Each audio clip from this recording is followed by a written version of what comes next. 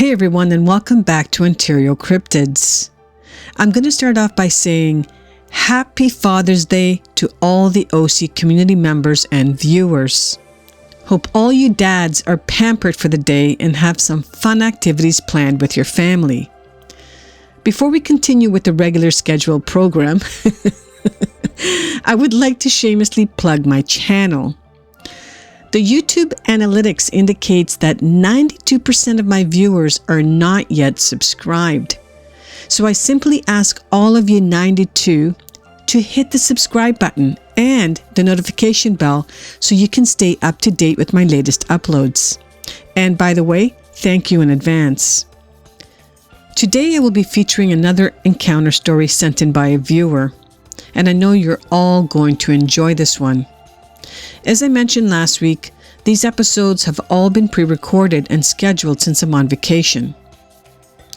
If you have an encounter story that you would like to share, then please forward your stories to OntarioCryptids@gmail.com. I will be honored to share your story with like-minded people. Now sit back and relax as we begin with today's encounter.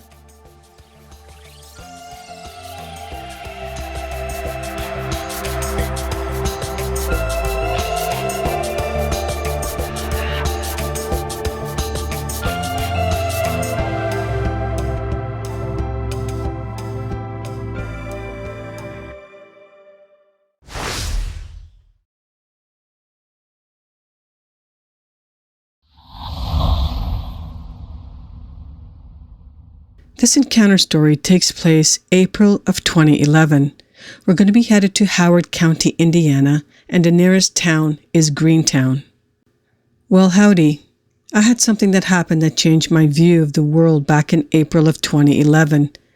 At the time, I was living in a small house in a residential area of Kokomo, Indiana, which is a bit north of Indianapolis as the crow flies. In my house, it was just me and my black and tan dachshund named Scooter. Scooter has since crossed over the Valhalla Bridge, but in that time, and all the way up to his passing, he was a faithful and loyal companion to me.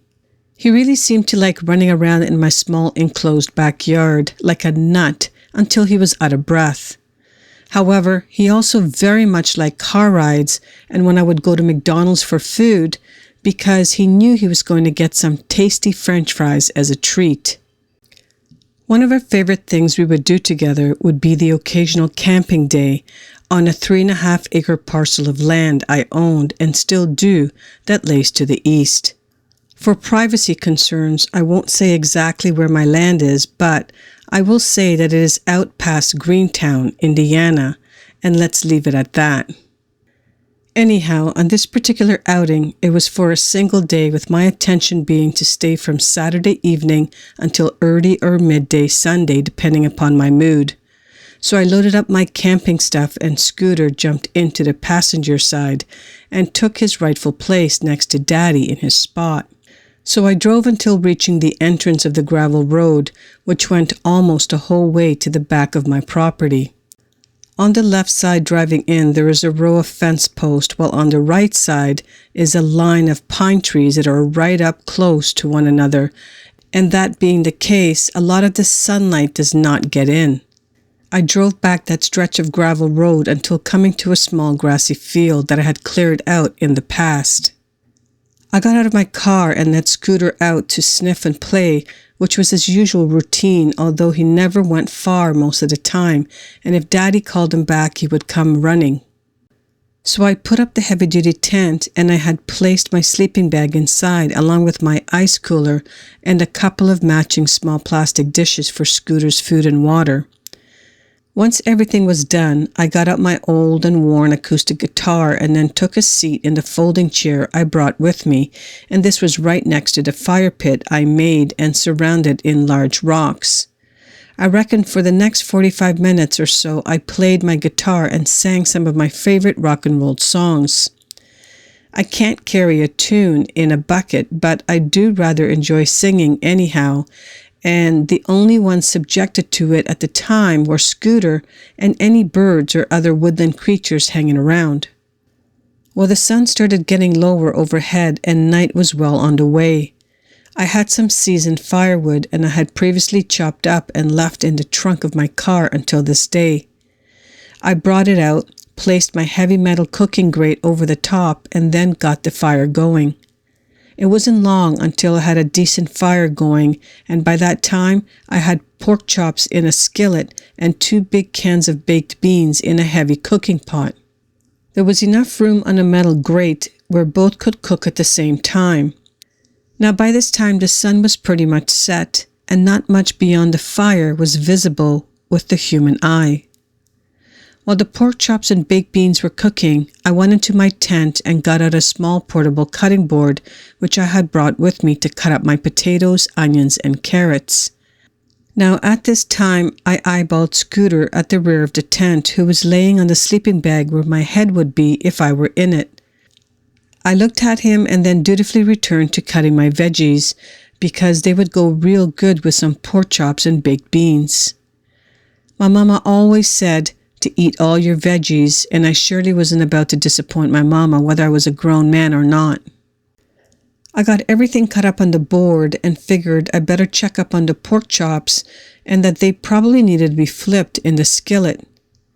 Imagine my surprise when I got out of my tent and saw that both the skillet with the pork chops and the cooking pot with my baked beans were nowhere in sight. I thought, what the fiddlesticks? Is somebody out here pranking me? I looked around the fire as best as I could by firelight and didn't see a dang thing. Where was my food at? I was mad, and I remember not only thinking that in my head, but also saying it out loud. I finally went back inside the tent and brought up my vegetables out and carefully placed them on the metal grate as best as I could. I think about 1/3 of the carrots and potatoes and onions fell through the slots and into the fire, so that made me even more unhappy.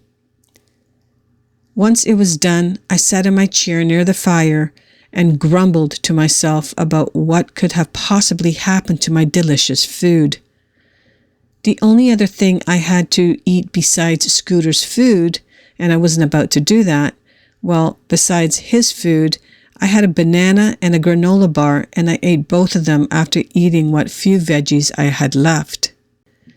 I got out my guitar again and made up a sad song on the fly about my food and how I wasn't happy that I didn't have it in my mouth and belly where it belonged. I would say after another 15 to 20 minutes, I got up and went into my tent. I tried to get Scooter to go out and do his business, but he wasn't having any of it, let me tell you. No amount of coaxing would get him to do anything. He just laid on that sleeping bag with his chin on top of it.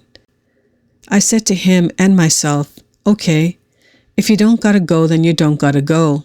So I lay down on the sleeping bag and Scooter repositioned himself next to my head. Now I know I had to have drifted off to sleep because when I'm relaxed, it's usually not long until I am. I was awoken up by a metallic banging sound like badang. It was so loud when it happened that it probably woke up people in the next county that were asleep at the time. Well, Scooter gave out 2 half-hearted barks and then stopped. Usually a noise like that would have had him barking his head off, but no, 2 barks and that was it. I yelled, "Hey, who's out there?" I really didn't know what to think, and I had different ideas in my head, like maybe it was someone playing a prank on me, or could it somehow be a coyote or a cow that got out of the pasture? I had no idea of what really was going on out there beyond the walls of my tent.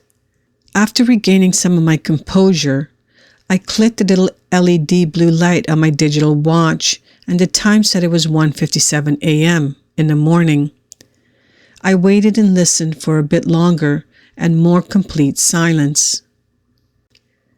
I had to have fallen back asleep somehow, and it must have been because even with this weirdness, I didn't feel like I was in any danger. I woke up again later and heard what sounded like heavy sticks or tree limbs being beaten on a nearby tree, and shortly afterwards, I heard the same sound coming back from farther away. What in the world of Jiminy Cricket is going on out there? I thought. I pushed a button on the side of my watch again and the LED light did what it was supposed to and now said it was 3:12 a.m. Well, I didn't think I would be able to get back to sleep, and at this point I was fuming again thinking about those pork chops and baked beans I paid for and never got to taste. I was thinking this and a couple of other random thoughts when I began hearing heavy footsteps around my tent and wondering what I thought must have been circling it.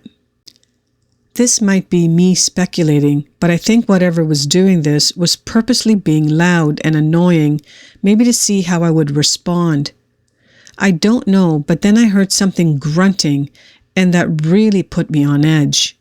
Scooter was now trying to climb under me and pawing like dachshunds are known to do.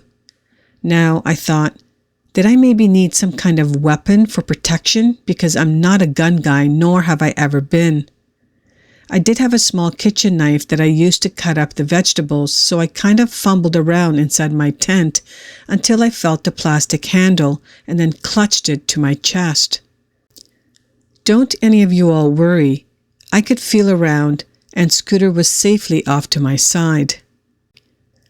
It was now, when I was hearing the footfalls of something I knew was on two legs, and the deep guttural grunting had me completely stationary like I was a statue. Then I heard what sounded like a tuba blast. I kid you not. It was quiet for a few more seconds, and then another deep blast that could only be a fart of monumental proportions. It was surreal, and I was on the one hand completely terrified, and on the other, to my childish sense of humor, it was one of the funniest things ever. Whatever it was, it kept going around my tent, and every so often letting out a huge deep fart that lasted for a few seconds to several depending on whichever fart was coming out at the time. I bit down on my lip and tongue to stifle a laugh because I really had wanted to do that. I finally heard one more huge fart, and this one was by far the loudest and probably lasted a good 20 or so seconds. It didn't shake my tent, but I surely smelt what had to be the remains of my baked beans, along with a skunky and garbage smell. Then everything went back to complete and utter silence. I heard nothing more for the rest of the night, and when the sun came up, I went outside with Scooter.